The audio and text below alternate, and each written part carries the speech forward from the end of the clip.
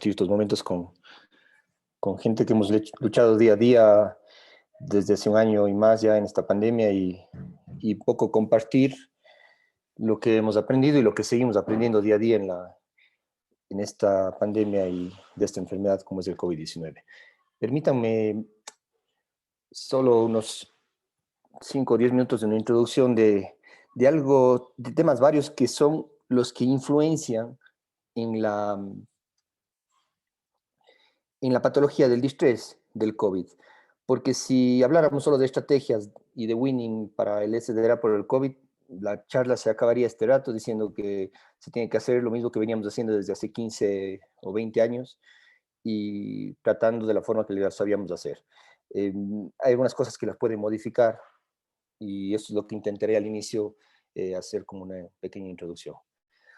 Algo que hemos aprendido y que lo desconocíamos es algo que se discutió ya y se publicó ya casi hace un año, en mayo del 2020, en la revista Science. Lo que a los médicos en esa época les molestaba, les fastidiaba, y era ver pacientes que estaban sentados, comiendo, sentados desayunando, hablando, y que saturaban 78-80. Ellos lo denominaron la hipoxemia feliz, la happy hypoxia. Y era algo que llamaba mucho la atención y no se sabía bien qué estaba pasando en los pulmones de esos pacientes y por qué, con tan baja saturación, ellos lo toleraban muy bien, sin estar acostumbrados a estas saturaciones bajas. Hipoxemia, ustedes saben, clínicamente o clásicamente se le clasifica teniendo una PaO2, una presión arterial de oxígeno menor a 80 milímetros de mercurio, pero hay muchas definiciones. Hay desde esta definición del Medical Dictionary of Stedman, que dice que es la oxigenación subnormal de la sangre. Está influenciado por muchas cosas como la edad. Claro, la saturación de un paciente de 18 años no es la misma de un paciente de 80 años. Tal vez un paciente de 80 años, una saturación de 85 la tolera bien, pero un paciente de 18, la saturación de 85 no lo tolerará. También depende de la FIO2, es muy extraño lo que pasa ahora, porque a los pacientes ahora no les clasificamos de acuerdo a la FIO2 en porcentajes, sino a los litros. Decimos, el paciente está con 2, con 3, con 4 litros. Y esto dice mucho y no dice nada, porque el decir que tiene 2 litros, el paciente está con 2 litros sentado desayunando y está muy bien, puede ser que esté haciéndose un SIL, es decir, un Self-Induced Lung Injury, un daño pulmonar a su propio pulmón sin darnos cuenta, que tenga una hipoxia severa sin darnos cuenta, y que la FIO2 que le estamos dando puede variar entre el 24 y el 35%, al hablar de 2 litros. Igual, a veces nos confiamos de la pulsoximetría, y una pulsoximetría, el ejemplo que pone Jobran en esta parte o en este capítulo del libro de Tobin, dice, claro, una saturación del 95% puede ser una PaO2 de 60 hasta 200, y dependiendo de muchas cosas, ya saben, dependiendo de la temperatura, de la altura, etc.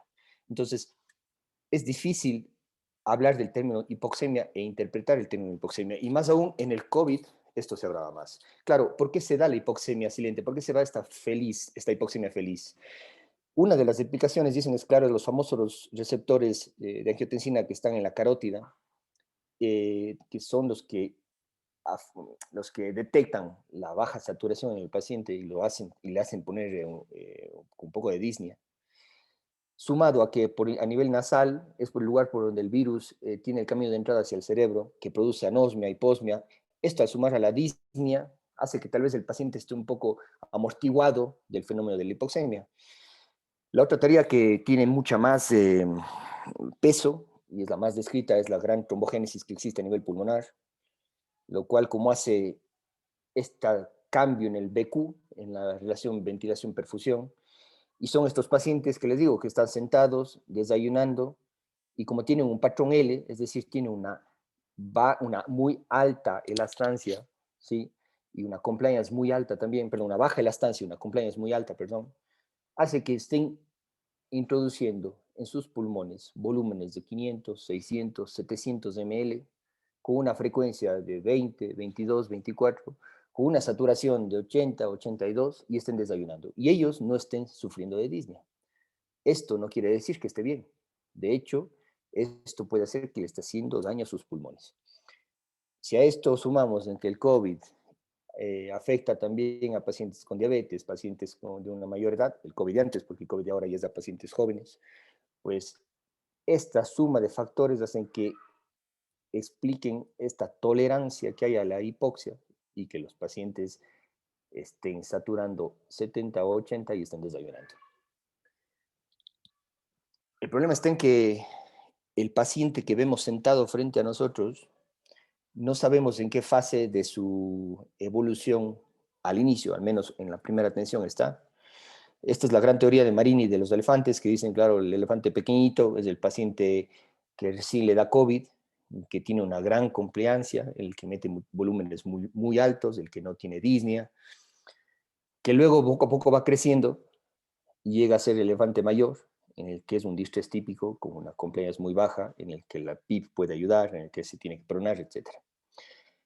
Reconocer solo de frente a estos pacientes es difícil, solo al paciente sin algún número mecánico de la mecánica respiratoria o gasométrica, etc. Y un poco es el ejemplo que algunas veces he puesto, ¿no? De estar en la jungla. Si nosotros estamos en la jungla y vemos a un elefantito chiquito, pues probablemente nos acercamos y le tocamos. Al hermano mayor, cuando llega, pues tal vez ya le empezamos a huir y si viene el papá, corremos. Pues esto es fácil porque vemos el animal. Pero a los pacientes que están sentados y respirando y desayunando bien, que es lo que siempre nos dicen en los pases de guardia, el paciente está sentado y desayunando bien, no sabemos si este paciente, su pulmón, es un elefante pequeñito o es un elefante gigante. Si a esto sumamos la famosa PAFI, que es la relación entre la cantidad de bacterial de oxígeno que tengo versus cuánto oxígeno yo estoy inhalando, se confunde todo más. Porque ahora está de moda el decir la PAFI de tanto que ha bajado tanto, la PAFI de tanto que ha subido tanto, cuando la PAFI no es más que una relación y no representa directamente qué es lo que está pasando en esos pulmones. Arriba tenemos una tomografía de una PAFI con una PAFI 95, que vean que es una tomografía que tiene afectación, pero vean de abajo, con una diferencia solamente de 11 milímetros de mercurio, el grado de lesión pulmonar es completamente diferente. Y vean, lo azulito en las columnas de la derecha, lo azulito es que está ventilando bien, y lo rojo es que está mal el ventilado y poco perfundido. Pues vean el cambio que hay en el BQ en estas tomografías de estos pacientes con una misma fracción una misma FIO2, 0,8 la A y 0,7 la B. ¿De acuerdo? El problema es que la PAFI no es la panacea. O sea, la panacea es el medicamento que antes se daba que cura todo. Y entonces ahora nos hemos obsesionado con la PAFI, que ya no le llamamos ni PAO2, FIO2, sino es la PAFI. Y todo el mundo habla de la PAFI como si fuera algo o lo único que tenemos que ver en el COVID. De hecho, ya en este editorial, ya Tobin y Jubran ya lo dicen, la PAO2 es la mejor forma de ver el grado de afectación del COVID. Pero esta se corrompe si la hacemos o la relacionamos con la FIO2. Es que claro, la PAFI tiene que ver un poco con el intercambio, pero y la mecánica respiratoria, que es la parte más también importante del distrés y del COVID, no lo valora. Vean, yo tengo una PAFI que con una PA2 de 60 y una FIO2 de 0,4 puedo tener una PAFI, que la PAFI es de 150, ¿de acuerdo? Y decimos es que, o los residentes dicen, no, es que la PAFI de 150 bajó a 128, pero ¿qué significa esto? O sea, puede ser que la PaO2 bajó de 60 a 50 con la misma FIO2, o es que la PaO2 subió un poco y la FIO2 subió muchísimo más. Los dos tienen la misma PAFI, entonces esto es lo que corrompe la relación. Y se tiene que interpretar y se tiene que individualizar. Y esto ya está descrito desde hace mucho antes. Gattinoni en el año 2018 ya lo dijo. Vean, aquí relaciona en el lado izquierdo la PaO2 con la FIO2. Las dos líneas que son del mismo color son dos formas de gasto cardíaco, un gasto cardíaco alto y un gasto cardíaco bajo. Vean, cuando le relaciona la PaO2, la presión arterial de oxígeno, con la FiO2, hay una relación lineal que aún así está influenciada por el gasto cardíaco. Pero vean al lado B, pues al lado B es un desorden ya. Al inicio, con FiO2 bajas, 0,4, 0,5, parece que hay como una meseta y luego empieza a empeorar, pero la diferencia que hay entre la una línea y la otra línea es mucho más amplia. Por eso es que al hablar de PAFIs pueden servir, y de hecho ya saben ustedes que la clasificación de Berlín del distrés habla de PAFIs con FIO2 altas. Pero es que hablar de PAFIs con FIO2 de 0,3, de 0,4 tal vez carece de sentido porque lo que más importa es la PaO2. Si a esto sumamos el fenómeno altura, estamos completamente perdidos. Yo Si pudiera les preguntara, a ver, ¿quiénes de ustedes han hecho la PAFI ajustada a nuestra altura, a la altura de Cuenca? Porque claro, todos los estudios de PAFI son hechos a nivel del mar, ¿de acuerdo? Y este estudio de Gibaja, que es hecho en Quito, y está publicado el año anterior, ellos relacionaron, bueno, ellos tenían dos teorías. Primero, ver que realmente esta fórmula que es para ajustar la PAFI a la altura no es realmente cómo se debe hacer, pero bueno, este no es el tema de ahora. Pero lo que les quería indicar, vean esto, el azulito, los colores azules quieren decir que hay más correlación entre la PAFI y la presión pico, la presión plató, la CO2, etcétera. Pues hay más colores azules, ¿de acuerdo? A menos de 1500 metros. Pero a más de 1500 metros, la altura de Cuenca de Quito, estas relaciones se pierden. Entonces, la PaO2 es lo más importante. Se corrompe si es que le ponemos relación con la FiO2. Peor aún si son con FiO2 altas, peor aún si es que estamos hablando de ya alturas por arriba de los 1500. Y este es el otro gran error que pasa en los pacientes que les pronamos. Este es un subanálisis Albert, en una carta del American Journal en 2014, verán, ya hace 7 años. Hizo un subanálisis del estudio de Graham. El estudio de Graham es un New England, el cual demostró a día de hoy que los pacientes con síndrome de estrés grave, una PAFI por debajo de 150, una PAFI, verán que digo PAFI por debajo de 150, en distrés grave, pronarles a estos pacientes, el prono prolongado, temprano, mejora la mortalidad. Pues el subanálisis de este artículo de Graham, que es hecho por Albert, dicen, vean, pues los pacientes que la PAFI, cuando de supino le paso al prono, los que mejoran más de 20 en la PAFI, pues viven el 85% y se mueren el 17%. Pero los que empeoran la PAFI, los que bajan la PAFI de supino a prono, pues viven igual, el 85%, y se mueren el 15%. Entonces, esto rompe lo de que le pongo boca abajo al paciente para que mejore la PaO2 y para que sature mejor. Es verdad que una de las cosas, uno de los efectos del PRON es mejorar la saturación, pero esto no tiene relación con la supervivencia, o no es la única razón por la cual los pacientes viven más. Vean el subanálisis que hace de los pacientes que vivieron, los pacientes que disminuye la PAFI entre menos 86 y menos 1 vivieron el 91%. ¿De acuerdo? ¿Qué hemos aprendido en el COVID?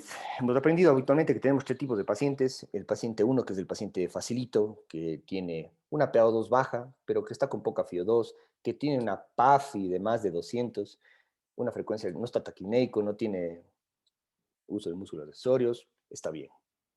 Cuidado que este puede ser de la hipoxemia, pero bueno, al menos a la llegada está así.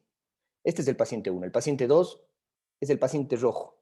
Es el paciente que tenemos que identificarlo porque este probablemente está transformándose ya en un elefantito un poco más grande, ¿sí? Es aquel que ya necesita más CO2, que la frecuencia respiratoria está más alta, que tal vez puede utilizar alguno de los músculos accesorios, etc. Este es el paciente más grave. Y el tercer paciente es el fácil también, el que llega muy mal, con mucha FiO2, con mucho trabajo respiratorio, y este paciente hay que intubar. Ahora, entre el paciente 1 y 2, pues lo que se tiene que probar y algo que hemos aprendido es el pronovigil. Bueno, al lado izquierdo está el típico paciente en prono, que se conocía desde hace mucho tiempo, que no se había demostrado que funciona hasta hace poco, y hablaremos de prono más adelante, pero es que en la pandemia hemos utilizado prono en todos los pacientes, en pacientes con alto flujo, como está en el del medio, en pacientes con no invasiva, como está el de la derecha, e incluso en pacientes sin ventilación mecánica no invasiva. El pronovigil todavía está controvertido si es que se utiliza o no. A día de hoy no hay ningún estudio randomizado, hay estudios en marcha, e incluso hay otro que se empezará ya en poco tiempo, ya estudios randomizados que intenten demostrar si que el pronovigil funciona o no. Estas descripciones de casos, como por ejemplo este que está publicado en American Journal, dice que sí, que mejora la oxigenación, pero es que esto puede ser engañarnos. Yo le pongo boca abajo al paciente, mejora la saturación y me quedo tranquilo, pero esto no quiere decir que ese paciente o ese pulmón esté mejor. Y las respiraciones bajan. Esto sí que es algo mecánico que puede significar que el paciente o la protección en el pulmón sea un poquito mejor si es que le pongo en prono. Ya está descrito también en Lancet, diferentes formas de poner el prono vigil. Este es con el helmet, y vean cómo mejora la PAFI de pasar el supino a prono y volver al supino, pues vuelve mejor. Esto es algo constante, la PAFI mejora, parece que la PaO2 mejora y parece que disminuye la frecuencia respiratoria. Esos son los buenos, los malos, los estudios malos que van en contra, es este que está descrito en Alan, que también son descripciones de casos nada más. Pero vean, en este, la PAFI en prono empeora. De hecho, cuidado que estos pacientes son más llevados a la UCI. Estos pacientes probablemente necesiten más intubación. Todas son diferencias no significativas, pero tal vez necesite un poco más. Y aquí hay algo que se muere un poquito más, pero bueno, estos son pocos pacientes. El objetivo no era mostrarles la P, pero decir que no todo es bueno, no está nada demostrado y hay que todo individualizar. Este estudio, que es un multicéntrico retrospectivo, 1000 pacientes del grupo español, que les ponen a los pacientes en alto flujo a un grupo y a otro grupo lo pone alto flujo más pronovigil. No hay diferencias en los dos grupos. ¿De acuerdo? El prono aquí en ellos no mejora el riesgo de intubación ni la mortalidad. No voy a entrar en el tema del paciente 1 y del paciente 2, que se tiene que probar el alto flujo y el BNI, que estas son las charlas que tuvieron los doctores previos. Yo simplemente decir que en nuestra experiencia utilizamos el índice de ROX, que fue escrito por L'Oriol Roca ya hace algún tiempo, que se basa en una relación que es un poco el mensaje que les quiero dejar. El cuánto oxígeno yo tengo en mi sangre, medido en la saturación, con la relación de cuánta FiO2 me están dando y con algo mecánico, porque en la PAFI es solo gasométrico y aquí el L'Oriol le pone un poco de algo mecánico, ¿no? Que es la frecuencia respiratoria, ¿sí? Y ellos describieron que con un ROC index, que está descrito solo para el alto flujo, que otro gran error que se tiene es que se está poniendo el ROC index para la VNI, para la ventilación mecánica no invasiva. Solo sirve para el alto flujo. Y lo descrito es que un ROX más de 4.8 es protector, es decir, disminuye probablemente las necesidades de intubación. Este estudio ya es hecho en pacientes COVID. Alto flujo en pacientes COVID, en el que veían cuál es el mejor índice para ver si es que los pacientes están yendo bien en alto flujo o no. Aquí ponían el ROX, pero este grupo dice que incluso la frecuencia respiratoria en sí, sola o ella, ya nada de oxigenación ni de intercambio gaseoso, sino solo la frecuencia respiratoria, tiene una mejor curva, una mejor sensibilidad para detectar los pacientes que van a fallar. Y aquí ellos dicen, por arriba de 26 de frecuencia respiratoria, cuidado porque estos pacientes van a ir mal. Y un poco ya en en el Critical Care que publicaron, Critical Care Medicine, perdón, el grupo chino, ya vieron esto, ¿no? O sea, vean, los pacientes que fallan, que son los pacientes con cuadraditos punteados, son aquellos que tienen la frecuencia respiratoria al pasar de los días más alta, ¿de acuerdo? El Rhodes Index parece que es un poquito más bajo, aunque lo confirma, pero ellos sobre todo confirman la parte de la frecuencia respiratoria. La BNI tampoco voy a hablar más que decirles que la BNI se debe utilizar sobre todo en la insuficiencia respiratoria tipo 2 o aquella que es hipercápnica, porque la hipercapnia, la BNI está escrita en insuficiencia respiratoria hipercápnica, se tiene que utilizar ahí, en COVID. Y ellos en esta revisión de expertos del Critical Care dicen también en aquellos pacientes que tengan aumento del trabajo respiratorio, pero esto tiene que ser un poco individualizado y altamente monitorizado. El estudio de abajo de Aliberti, el estudio italiano, cuidado que ellos fallan la mitad de pacientes que les ponen en CEPAP, ¿sí? Pacientes COVID, y de estos se muere la mitad. Parece que hay una tendencia, datos que aún no están publicados, pero parece que hay que tener mucho cuidado con la invasiva en el COVID. El alto flujo es más, parece ser más seguro. La no invasiva, no digo que no sea segura, sino se tiene que monitorizar con cuidado. Y sobre todo un poco de lo que habló el ponente anterior, que era no retrasar la intubación. ¿Cuál es el problema de la BNI con el Self-Induced Lung Injury, con el SILI? Es que volúmenes altos, si nosotros tenemos al paciente sentado, desayunando o sentado con la no invasiva y que no le ven sufrir, pero que está haciendo volúmenes tidals altos, probablemente vaya a fallar la no invasiva y esto se relacione con el daño pulmonar. Los pacientes que fallaron aquí al lado izquierdo, la no invasiva, tenían volúmenes tidals altísimos, ¿vean? Tanto en hipoxemia moderada como en hipoxemia severa. Y es que esto es inmediato, o sea, si es que empezamos a día 1 a tener fallos con la BNI, nosotros hacemos un protocolo de a las 2 horas, a las 6 horas que ahora les mostraré, no hay que insistir, porque en los 2 primeros días son los días donde más falla, y son aquellos pacientes que hacen volúmenes tidals altos. Por eso lo que hemos aprendido nosotros en nuestra unidad es a controlar el alto flujo a las 2, a las 6 y a las 12 horas mediante el índice de ROX. Y si este índice de ROX está por arriba de 4.8 y la frecuencia respiratoria está por debajo de 26, esperamos, siempre y cuando tengamos FIO2 por debajo de 0,5, ¿de acuerdo? 0,6, perdón, al 60%, esperamos la intubación. Pero si a la hora que sea, como por ejemplo aquí a las 12 horas, el ROX baja o la frecuencia aumenta, se tiene que intubar.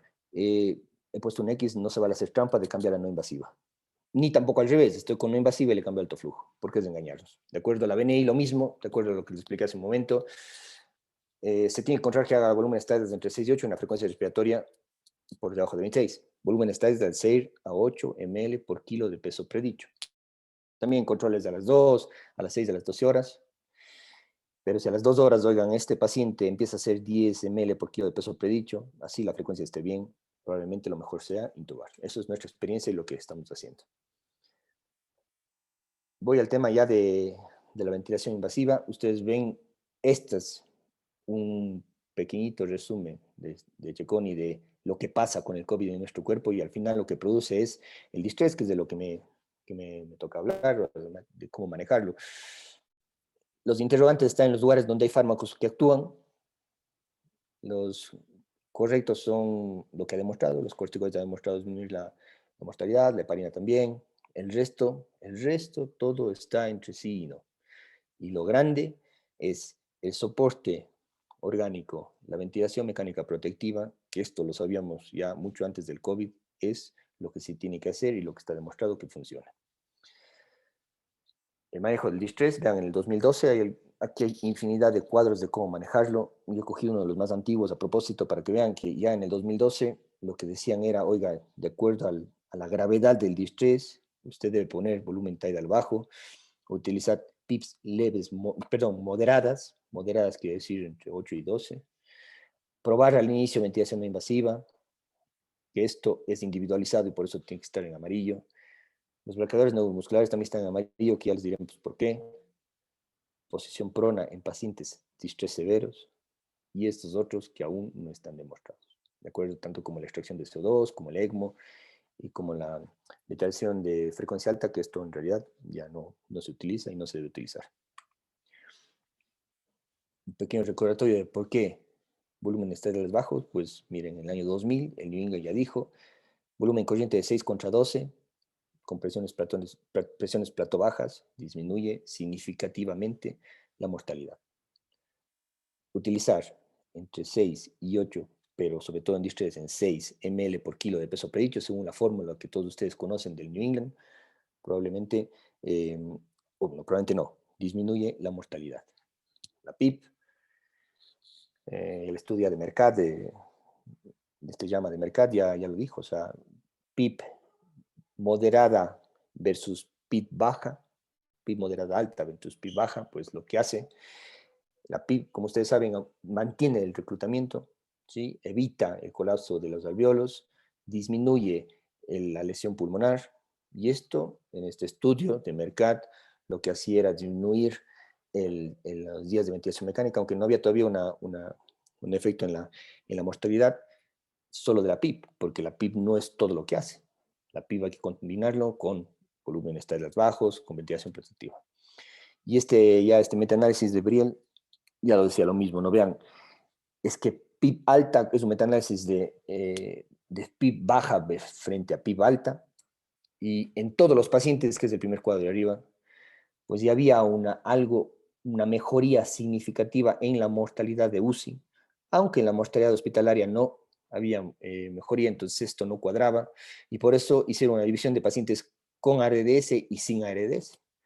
Claro, y entonces ahí sí que vieron que en los pacientes con ARDS sí que disminuye la mortalidad tanto en el hospital como en la UCI. ¿De acuerdo? Entonces probablemente hasta el momento volumen tetal bajo y PIB moderada alta. Ahora, cuánta PIB ya lo hablaremos un poquito más adelante, y la forma de poner la PIB se tiene, como en todo, por favor, individualizar. El número 8, el número 10, el número 12 no, sino individualizar. Los bloqueantes neuromusculares que estaban en amarillo es porque Papazian en el 2010 dijo que funcionaba, ¿de acuerdo?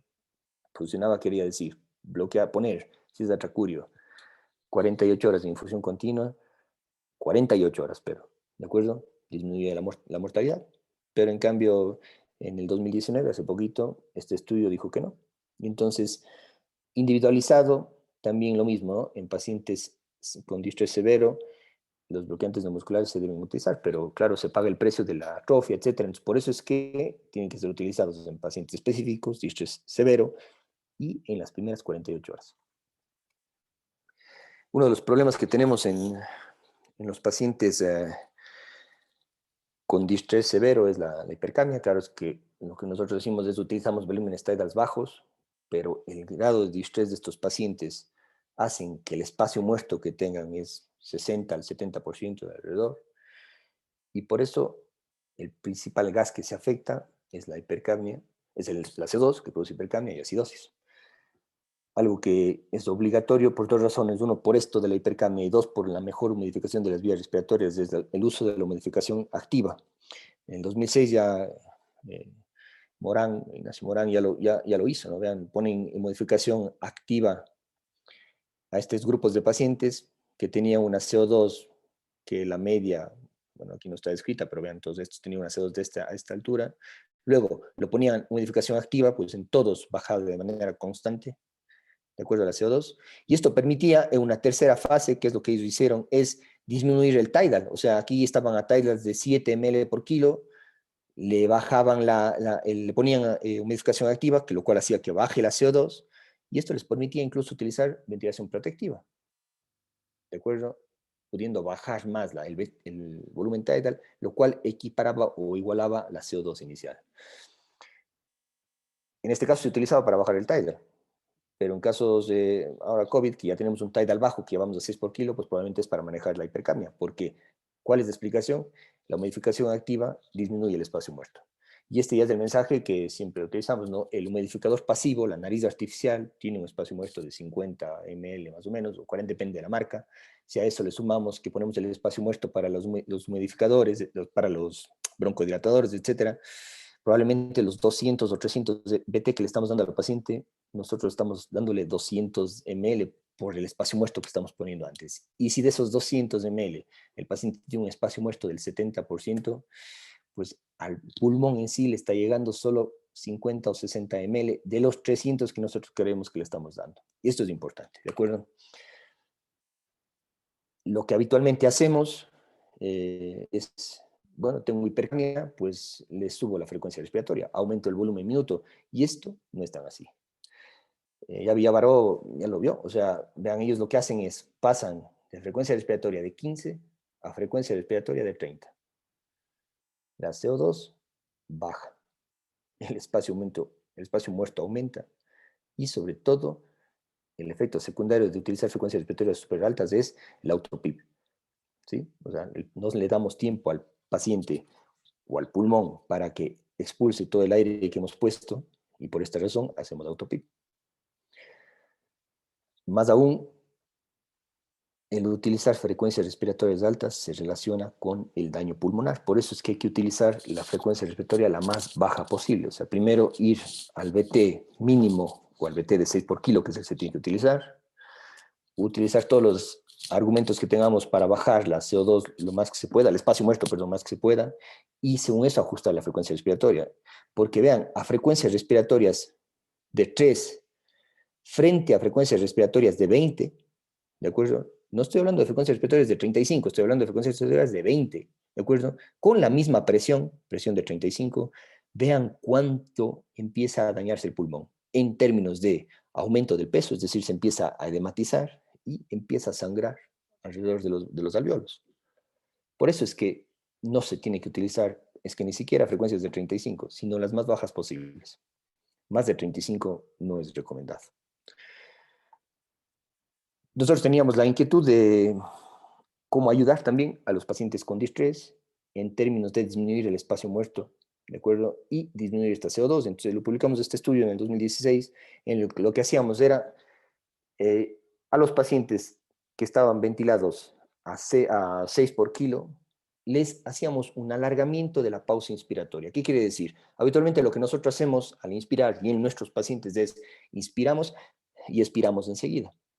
El tiempo inspiratorio alrededor de 0,6, 0,7. ¿Qué hacíamos? Que se quede 0,7 segundos de pausa inspiratoria, es decir, dejábamos casi un segundo aire dentro de los pulmones. Esto lo que hace es aumentar el tiempo que el aire está en los alvéolos para el intercambio. Y el gas, que es más fácil difusible y el que más aprovecha de esta maniobra es la CO2. Y entonces, vean, alargábamos de la fase inicial, de acuerdo, 0,7 segundos de pausa inspiratoria y bajaban de forma constante la CO2. Y esto nos permitía hacer un poco lo que les expliqué que hacía Morán, que era bajar mucho más el volumen tidal, manteniendo la misma CO2, haciendo ventilación ya ultraprotectiva. Bueno, no ultraprotectiva, pero protectiva. Y la explicación era esta también, que bajaba el espacio muerto fisiológico. Bajábamos, este es el mismo cuadro de la fase, bueno, el mismo gráfico, pero ya puesto en números, de la fase 1 a la fase 2, el volumen tidal no se tocaba, como ustedes pueden ver, la presión platón no se tocaba, y la CO2 de 54, que era nuestra media, que era un hipercambio permisivo, bajaba a 50. Bajando el tidal, de acuerdo que íbamos bajando el tidal de 30 en 30 hasta tener la misma CO2, pues vean, llegábamos a tener ya ventilación ultraprotectiva, es decir, de 6,3 bajábamos a 5,6 de BT por ml por kilo de peso predicho, ¿de acuerdo? Una diferencia significativa, manteniendo la misma CO2, mejorando la compliance del pulmón y disminuyendo la driving pressure. Ustedes saben, esto es haciendo más protección pulmonar. ¿Cuál es el problema de esto? Cuidado que no se puede utilizar en pacientes de POC, claro, porque el riesgo de alargar la pausa inspiratoria es que puede producirse autopip y claro, damos menos tiempo que el paciente expire. La maniobra reina para el distrés es el prono, pero vean, el prono se empezó a utilizar mucho antes, ya este es el último estudio grande que es el del 2001 de Gattinoni, pero mucho antes ya se utilizaba, ya habían estudios previos en los que no se encontraba una real utilidad a la posición prono. ¿Pero por qué? Porque se utilizaba en diferentes pacientes, vean, menos de 800, de PAFI menos de 200, estaban hechos en diferentes países, se utilizaba a tiempos de prono, les ponían boca abajo tiempos diferentes, algunos ponían más de 6 horas, otros más de 8, el mancebo les ponía 20 horas, les ponía un poco más, ¿de acuerdo? Entonces era un grupo diverso y no se encontraba una clara mejoría en la mortalidad, ¿de acuerdo? O el grupo en el cual el prono tenía que funcionar. Hasta que había una tendencia, vean, desde el Gattinoni hasta Gran, que es el gran estudio que demostró esto, en que algo iba cambiando, que hasta llegar al punto que el prono encontramos el lugar donde funcionaba. ¿Y cuál era el lugar donde funcionaba? Eran pacientes que tenían un distrés severo, PAFI menos de 150, ¿de acuerdo? Con FIO2 más de 0,6 y PIB más de 10, ¿de acuerdo? De manera prolongada y de forma temprana. Es decir, no se puede utilizar el prono a los 7 días de distrés. Tampoco sirve ponerle 4 horitas. Y tampoco sirve en pacientes con distrés ligero. Leve, perdón. Y entonces ya hubo las combinaciones en este metaanálisis de Manchi, ya lo vio. O sea, poner en prono, de acuerdo con ventilación protectiva, claramente tenía un favor hacia la mortalidad. Si no utilizábamos ventilación protectiva, pues no había relación con la mortalidad. ¿Y porque, cuál es el efecto? ¿Por qué el prono mejora la mortalidad y tiene un efecto protector? No es porque mejora la PAFI. Tiene muchos mecanismos detrás e intentaré en estos minutos explicarles, pero básicamente el uno es es la redistribución de la aireación, es decir, ustedes vean, nuestro pulmón tiene una forma de triángulo y los alvéolos se distribuyen de esta forma. Pero esto tiene que acoplarse a la forma cilíndrica de nuestra caja torácica. Entonces ahí ya se apretan los alvéolos y empiezan a sufrir los de la base, donde si el paciente está boca arriba es donde más alvéolos hay. Y si a esto le sumamos la gravedad, el fenómeno de la gravedad, pues hace que los alvéolos donde más hay alvéolos, pues se colapsen. Este de aquí se sobredistienda y estos funcionen a medias. ¿Qué pasa cuando le ponemos boca abajo a estos pacientes en prono? Pues el lugar donde más hay alvéolos, al acomodarse a la caja torácica, no sufre tanto o sufre menos que en supino, y el fenómeno de la gravedad afecta más a donde hay menos alvéolos. ¿De acuerdo? Y todo esto lo que hace es redistribuir el aire. Vean, al lado izquierdo, este es un estudio de Galeazzo de 2006, estudio con tomografía, ¿de acuerdo? Hay 4 niveles, perdón, de aireación. La negra es la mala, Esto es en supino, ¿de acuerdo? La negra es la mala, no aireado, es decir, no llega nada de aire. La un poquito gris, o la gris, perdón, es la pobremente aireada. La menos gris es la bien aireada, es la mejor, ¿de acuerdo? Y también hay la blanca, que es la hiperinflada. En supino, vean cuánto no aireado hay, porque es toda la parte posterior del pulmón que está colapsado los alvéolos. Y vean qué pasa al ponerle en prono. Pues claro, como hay esta redistribución de la aireación, baja muchísimo el área negra, que es la área mala, la área gris se queda tal vez un poquito igual o un poquito más, y la que mejora sobre todo es la bien aireada. Este es el fenómeno de la redistribución de la aireación. Y otro fenómeno que tiene que ver con el prono, que no estaba muy claro, era que al darle la vuelta a los pacientes y al ponerles en prono, lo que hace el pulmón es ganar volumen. Y entonces, en el estudio de Pelosi del 98 decía, oiga, yo mido los volúmenes pulmonares, ¿de acuerdo? En supino y les voy a poner en prono. El volumen pulmonar que ellos medían era el end expiratory lung volume, que es el volumen que queda en el pulmón después de una expiración en un paciente que está ventilado con PIP, ¿de acuerdo? Ellos qué hacían, vean, en supino, pues el end expiratory lung volume de 1170 subía a 1200. Pero parece que esto no se mantenía al volver a supino.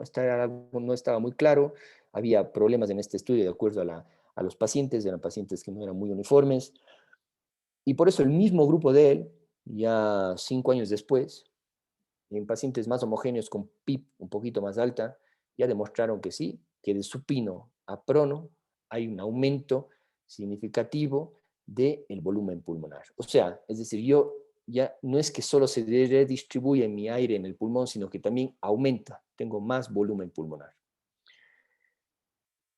Nosotros queríamos confirmar realmente que esto pase porque hay, aparte de los estudios de Pelosi, hay unos 4 o 5 estudios más que miran los volúmenes pulmonares y no estaba claro. Algunos decían que sí, que sube, otros que no. Entonces nosotros diseñamos un estudio midiendo volúmenes pulmonares, dos tipos de volúmenes pulmonares. El end expiratorio, el embolium, que es el que les explicaba hace un momento, de acuerdo, que es la medida del volumen que queda en el pulmón al tener PIP, de acuerdo, que es este volumen de aquí. Y le quitábamos la PIB a los pacientes y le medíamos este volumen de aquí, que es la capacidad residual funcional, la CRF, ¿de acuerdo? Y este es el volumen pulmonar sin PIB. Y queríamos ver qué pasaba con estos volúmenes al pasarles de supino a prono a los pacientes y ver si realmente estos volúmenes aumentaban y esto podía ser un efecto protector. Como segunda hipótesis de nuestro estudio era esta, ver qué pasa con el volumen pulmonar que es responsable de la PIB, porque verán, esto de aquí, esta presión de aquí, este volumen de aquí es lo que tiene que ver con la PIB. ¿De acuerdo? Que se divide en dos volúmenes, la una que es, yo pongo 5 de PIB y esto me tiene que dar, por ejemplo, me tiene que dar 200 ml, una curva de presión-volumen, yo pongo PIB de 10, me tiene que dar 200 de volumen, pero los 200 volúmenes del fenómeno mecánico de poner presión. Pero estos 300 más que gano puede ser lo que me ayuda a reclutar la PIB. Entonces, lo que no estaba demostrado hasta antes de este estudio era qué pasa con el volumen reclutado con la PIB al cambiar de supino a prono, porque también podía ser que no solo aumenten los volúmenes pulmonares, sino que sea la PIB la que tenga que ver en el aumento de los volúmenes pulmonares al cambiar de supino a prono. Estos son ejemplos a grosso modo, por ejemplo, aquí teníamos un end expiratorio embolium de 1500 ml en estos pacientes. Si la CRF es de 1000, quiere decir que el volumen correspondiente a la PIB es de 500, y aquí teníamos 300 de reclutamiento, y aquí hay un error porque es 200, perdón, 200 ml de volumen de la curva de presión volumen de la PIB, ¿de acuerdo? Esto es 200, perdón, no es 500. Ahora, esto era un ejemplo, los valores reales que hicimos en nuestro estudio, los volúmenes pulmonares estaban medidos con la técnica de wash-in, wash-out de nitrógeno, un ventilador específico. Vean, la capacidad residual funcional de 960 el supino subía significativamente a 1140 y el end expiratorio del embolium, el volumen pulmonar con la PIB, subía de 1500 a 1800 en pacientes con distrés severo. ¿De acuerdo? El volumen que correspondía a la PIB, que son estos dos, el del reclutamiento y el de la curva presión-volumen de la PIB, este volumen subía, pero no significativamente. Realmente lo que pasaba era que los volúmenes subían todos en mismo nivel hacia arriba, subían todos, pero no era por la PIB, sino era que todos los volúmenes, tanto la CRF como el índice expiratorio del volumen, subían de forma paralela. Esto es solo para que tengan una idea de lo que pasaba. Vean, en esta columna grande es la FRC, perdón, la capacidad residual funcional teórica de estos pacientes. O sea, estos pacientes debían tener 2.500 de FRC, pero vean lo que hace el distrés severo, pues les baja la capacidad residual funcional de 2.500 a 1.000. Y al pasarles a prono, esto aumentaba de forma significativa. Subía un 17% del índice expiratorio del volumen y un 18% de la capacidad residual funcional. ¿Qué hemos aprendido aplicando todo esto a cómo poner la PIP en el COVID? Esto es ya son recomendaciones de un consenso de expertos para COVID en sí. A la pregunta de cómo usted pone la PIP, de todos los expertos, en qué se ponían de acuerdo, qué es lo que más coincidían, pues lo que más peso tiene la recomendación, y es lo que debemos hacer, es poner una PIP para encontrar la mejor compliance. Al hablar de la más baja driving pressure, pues ya saben que la compliance y la driving pressure son las dos caras de la moneda, ¿sí? Se ven, es decir, mejora la compliance porque baja la driving pressure. ¿Cómo hacer esto? Habitualmente es ir subiendo, como el punto 3, ir subiendo poco a poco la PIP, ¿de acuerdo? Hasta que para una plató por debajo de 30, ¿sí? Y hasta con esto ir encontrando la mejor driving pressure o la mejor compliance, lo que ustedes quieran calcular. Habitualmente lo que nosotros hacemos y lo que se debe hacer es ir subiendo poco a poco la PIB hasta que la driving pressure deje de cambiar o empiece a subir, y eso quiere decir que estamos sobredistendiendo, o hasta que la compliance vuelva a subir, quiere decir que estamos sobredistendiendo. Aquí hablan de las maniobras de reclutamiento. Esto hay que tomárselo, bueno, con pinzas, en el sentido de que no es la maniobra de reclutamiento la que están ellos promocionando, sino es subir la PIB en la forma de una maniobra de reclutamiento para intentar con eso poner la mejor PIB.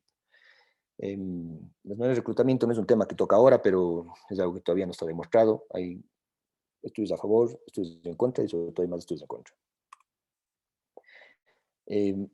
Otra de las explicaciones de por qué el prono se tiene que pronar a los pacientes COVID y una de las explicaciones puede ser porque, claro, el strain es cuánto se distinguen las fibras del rato que yo pongo volumen corriente en nuestros pulmones. Si es que si yo pongo 500 de volumen corriente en un volumen pulmonar de 1000, la lesión va a ser de 0,5. Pero si es que yo pongo 500 de volumen en un volumen pulmonar de 1500, pues la lesión va a ser de 0,2. Es decir, mientras si pongo más volumen corriente, perdón, pongo el mismo volumen corriente, pero en más volumen pulmonar, probablemente el efecto en el strain, la lesión pulmonar, sea menor. Por eso es que se puede explicar una de las razones por el que el prono mejora o disminuye el daño pulmonar. ¿Por qué? Porque yo le pongo en prono al paciente, aumentan los volúmenes pulmonares, disminuye el strain. Y esto es lo que vimos también en nuestro estudio. Vean, el strain dinámico, que es el strain dado porque hay dos tipos de strain, el strain dinámico y el strain estático. El strain dinámico es el dado por el volumen corriente, pues este baja significativamente al poner yo el mismo volumen corriente en más volumen pulmonar. Eso quiere decir que lesionó menos. Lo que no se toca es el strain estático, que es el dado por la PIB, que esto, claro, como la PIB no se modifica y como la PIB no recluta más, pues probablemente este strain, aunque baja, no baja de forma significativa. Este es un gráfico nada más que dice esto, ¿no? Al pasar de supino a prono, el strain dinámico baja de manera significativa. Estos son pacientes nuestros del hospital regional, pacientes en supino y en prono. Esta es una tomografía en la que van a ver unos colorcitos, básicamente son 4 tipos de colores. El color azul es el color de sobredistensión. El color turquesa es el bueno, que es el bien aireado. Luego ahí hay uno amarillo y un rojo, que son los pobremente aireados y los no aireados. Entonces, lo que quisiera que vean es qué pasa en este paciente en supino y luego qué pasa en el mismo paciente en prono, de los pacientes que tenemos en el hospital. Vean, aquí hay muchísimo azul, menos turquesa, pero muchísimo azul, y aquí abajo en las bases ya empieza a ver amarillo y rojo, ¿de acuerdo? Esto quiere decir que aquí no se está ventilando el paciente. Si este mismo paciente, lo repito para que lo vean, esto es supino, ¿de acuerdo? Mucho azul, un poco menos de turquesa, aquí un poco más de turquesa, vuelve a ver azul, y aquí, pues esto, ¿no? Amarillo y rojo, que son lugares donde el BQ es mínimo. Este mismo paciente en prono hay menos azul y vean qué color es el que predomina. ¿De acuerdo? El color turquesa. Y hay un poquito de rojo y amarillo, pero en zonas mucho más pequeñas, que son la parte anterior y en los ápices.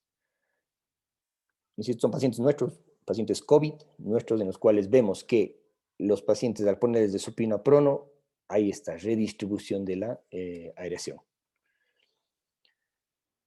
Pero es que el prono se tiene que utilizar, sí, pero en pacientes con distrés moderado severo. No se puede utilizar en todos. ¿De acuerdo? En pacientes con distrés moderado severo, PAFI menos de 150, pues vean, funciona a favor de la mortalidad, disminuye la mortalidad, pero en todos los distreses no. Lo digo porque se utiliza pronovigil, ¿de acuerdo? Esto está demostrado que prono funciona, pero en pacientes con distrés grave. Y esto es algo que es muy curioso. Vean, en el año 2017, antes de la pandemia, aún así sabiendo que los pacientes con distrés severo, con PAFI de menos 150, se les tenía que pronar en las primeras 48 horas porque eso disminuía la mortalidad, estos pacientes, en este estudio de GRAN, que es un estudio multicéntrico, solo 32% de estos pacientes se les pronaba. Es decir, hay 70% de pacientes que se les tenía que pronar y no se les pronaba. ¿De acuerdo? Esto pasaba por la razón que sea. ¿De acuerdo? Pero no se les pronaba. En cambio, ahora en el COVID, pues se les prona a estos el 100%. Si estamos hablando de pronovigil, quiere decir que a estos pacientes se les están pronando. Y el otro tema en discusión es cuánto ponerles en prono. Lo que se sabe muy bien es que menos de 12, de hecho 16 horas, que es el estudio de GRAN, menos de 16 horas no se les tiene que poner a los pacientes en prono porque no tiene efecto. ¿De acuerdo? Menos de 12 horas, vean, no tiene efecto en la mortalidad, más de 12 horas parece que sí. Ahora, el estudio de GRAN dice son mínimo 16 horas, y entonces ellos hacían 16 horas de prono y 4 horas en supino. No dice, claro, es el corte bajo, el corte alto no lo pone porque ellos lo hacían así. Entonces no sabemos cuánto, si es malo tenerles cuánto tiempo en prono a los pacientes. Esto no lo sabemos, pero tampoco podemos tenerles a los pacientes en prono de manera indefinida. El estudio de GRAN decía hay que darles la vuelta para ver si la PAFI mejora con ciertos niveles de FIO2 y de PIB. Ellos decían, oiga, le pone usted boca arriba al paciente, si tiene una PAFI más de 150 con una PIB menos de 10 y una FIO2 de menos del 60%, pues déjele boca arriba. El problema está que si nosotros dejamos 10 días a los pacientes en prono, no sabemos si es que la PAFI va a mejorar o no al supinarle. Y dos, es que la PAFI no mejora en prono y por eso le seguimos dejando en prono, pero es que no sabemos si es que este paciente es respondedor o no en términos de PAFI. Hay un estudio de los italianos, un critical care publicado hace poco tiempo en COVID, en los cuales ellos, a los pacientes que no son respondedores en términos de PAFI, se les muere más a los pacientes. ¿De acuerdo? Entonces, por eso es que hay que supinarles a los pacientes, uno, para ver si el prono está haciendo algo en términos de PAFI, ¿de acuerdo? De gravedad de PAFI, y también las complicaciones del prono, como ustedes saben, las úlceras y todo esto, hay que hacer los cambios para evitar que se formen. El estudio de prono prolongado en COVID, publicado en este Critical Care Medicine, ellos utilizan, cuidado, que utilizan alrededor de, vean, 4 días en los que vivieron, perdón, 4.4 y 3.9 en los que murieron, ¿de acuerdo? O sea, no les tienen 7, 10 días a los pacientes. El máximo que tuvieron en los que fueron 9. ¿De acuerdo? Pero la media es de 4. Otra cosa importante que vimos en nuestro estudio y que viene a colación de cuándo ponerles a los pacientes, sabemos que tenemos que ponerles de manera temprana, pero ¿por qué de manera temprana? Porque el prono actúa en las primeras 72 horas. O sea, no podemos ponerles a los pacientes a día 10 y tampoco seguirles pronando a día 10. Vean lo que pasaba. Dividimos a los pacientes estos, ¿no? El cambio en el volumen pulmonar de supino a prono en pacientes con distrés temprano, es decir, menos de 72 horas del diagnóstico de distrés. Y en estos pasaba lo que pasaba en la población general. Aumenta significativamente el volumen pulmonar y disminuye el strain. Pero ¿qué pasa? Que cuando pongo a pacientes en prono tardío, más de 3 días les pongo en prono, vean lo que pasa. Los volúmenes tal vez aumentan, pero ya no de forma significativa, y el strain dinámico disminuye, pero ya no de forma significativa. Por eso es que tiene que ser el prono utilizado de manera temprana y de manera prolongada, y en pacientes en distrés severo. ¿Qué hemos aprendido de ayuda en el weaning en los pacientes COVID?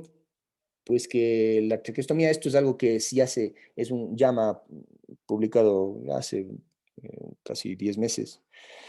Y lo que ellos comprueban es un poco lo que ya se veía en pacientes distress no COVID, de acuerdo antes. Es decir, la traqueostomía lo que puede hacer es acortar el tiempo de ventilación mecánica. Aunque ellos aquí no les sale significativa, pero dicen que disminuyen 16% de acuerdo de tiempo en ventilación mecánica, no les sale significativo, pero ellos lo dicen así. Ya antes ya sabía que si ustedes hacen una traqueostomía temprana, disminuye el tiempo de ventilación, pero no cambia los outputs clínicos en sentido de supervivencia, de mortalidad. El consejo es sí hacer bueno, nosotros hacemos de manera temprana, es decir, cuando terminamos nuestra tercera sesión de prono, que son alrededor del 7, 8 días, intentamos el weaning, y si es que no, pues sobre el día 10, perdón, sobre el día 11, 12, planificamos la traqueostomía por términos de, bueno, sobre todo también evitar sobreinfecciones, miopatía, etcétera. Y ya de cara al post-extubación, lo que hemos aprendido en el COVID es que en el post-extubación de paciente, piensen que es un paciente con distrés severo, que ha estado con bloqueantes neuromusculares, que ha estado en ventilación mecánica, pues esto, ¿no? Alrededor de 10 días, en los que van bien rápido, eh, tienen un grado de compromiso muscular muy alto. Entonces a estos pacientes hay que ayudarles. Hay que ayudarles en el sentido de que si le ponemos ventilación mecánica no invasiva, nos van a ayudar a que no les tengamos que reintubar, ¿de acuerdo? Vean, comparando no invasiva, ventilación no invasiva frente a oxigenoterapia, pues parece que va a favor de que pongamos ventilación no invasiva en términos de reintubación, ¿de acuerdo?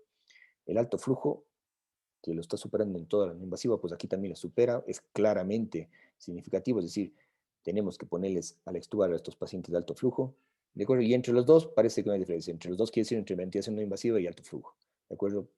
Pueden utilizar cualquiera de los dos. Pero esto en términos de reintubación. En términos de mortalidad no se influencia. ¿De acuerdo? Esto es algo que, bueno, nuestra impresión, números claros no tengo, pero nuestra impresión es que nosotros, nuestros pacientes que tenemos protocolizado que en la extubación utilizamos ventilación mecánica no invasiva o alto flujo, o la combinación de los dos que les voy a mostrar, la sensación que tenemos desde reintubación, ustedes saben que es alrededor del 15%, 15-20%, pues yo creo que estamos alrededor de eso, ¿de acuerdo? Alto flujo como tal, en este metaanálisis que no es COVID, pero en este metaanálisis de Xu, pues ya lo demostró, ¿no? Se puede utilizar en alto flujo como ayuda en el, en el weaning para evitar la reintubación, de forma en este metaanálisis de Xu. Y estos pacientes también, pacientes no COVID, el grupo de TIL, el grupo francés de TIL, combinaron los dos. Hicieron solo alto flujo versus alto flujo con ventilación mecánica no invasiva. Este es el famoso 6-2, que es el que utilizamos nosotros, que es 6 horas de no invasiva, 2 horas de alto flujo. Ellos ponían mínimos, decían mínimo 6 y luego al menos 2, por eso nosotros estabilizamos el 6-2, ¿de acuerdo? Y ellos claramente veían una diferencia significativa en términos de reintubación. El utilizar el 6-2 disminuye los porcentajes de reintubación. Nosotros lo utilizamos cuando podemos porque tenemos limitaciones logísticas en términos de que no tenemos en todos los lugares de alto flujo. Y por esa razón, cuando podemos hacemos 6-2 y si no, solo hacemos BNI.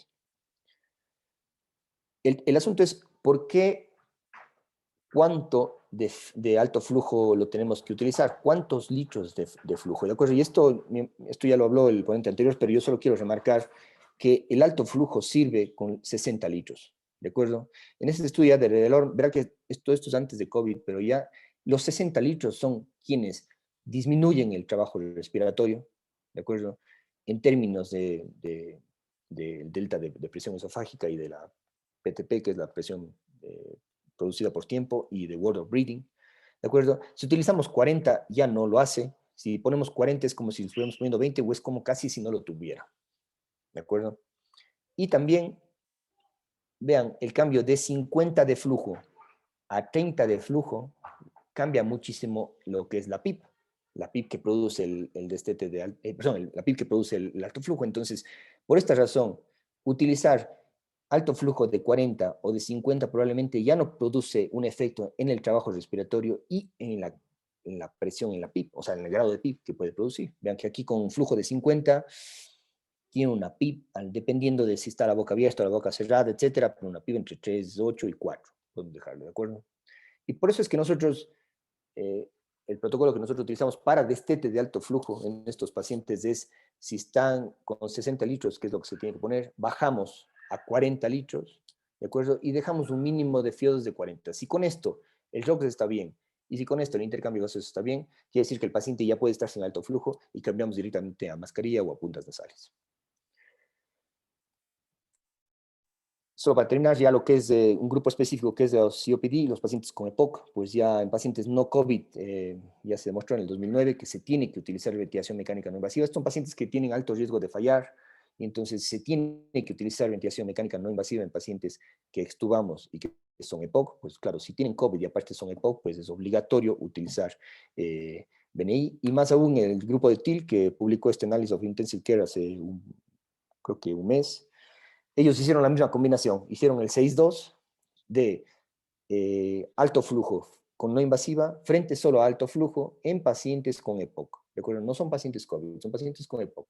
Y vean, la diferencia en términos de reintubación es significativa. Entonces, un poco el mensaje es, oigan, si tenemos un paciente que ha estado con un distrés severo, que ha estado mucho tiempo en ventilación mecánica, curarizado, atrófico, y aparte es EPOC o no EPOC, pues si tienen disponible, probablemente el grado de, aunque no cambie la mortalidad, esto también hay que individualizar, porque claro, no cambia la mortalidad en UCIs específicas, con pacientes específicos, con toda la infraestructura necesaria, pero claro, esto aplicado a nuestra realidad puede ser que cambie, porque puede ser que una reintubación en nuestro medio no tenga las mismas influencias en la mortalidad que una reintubación en una UCI de otro nivel, en términos de infraestructura me refiero, ¿de acuerdo? Entonces, por eso mientras menos reintubemos es mejor, y por eso nosotros lo utilizamos de esta forma.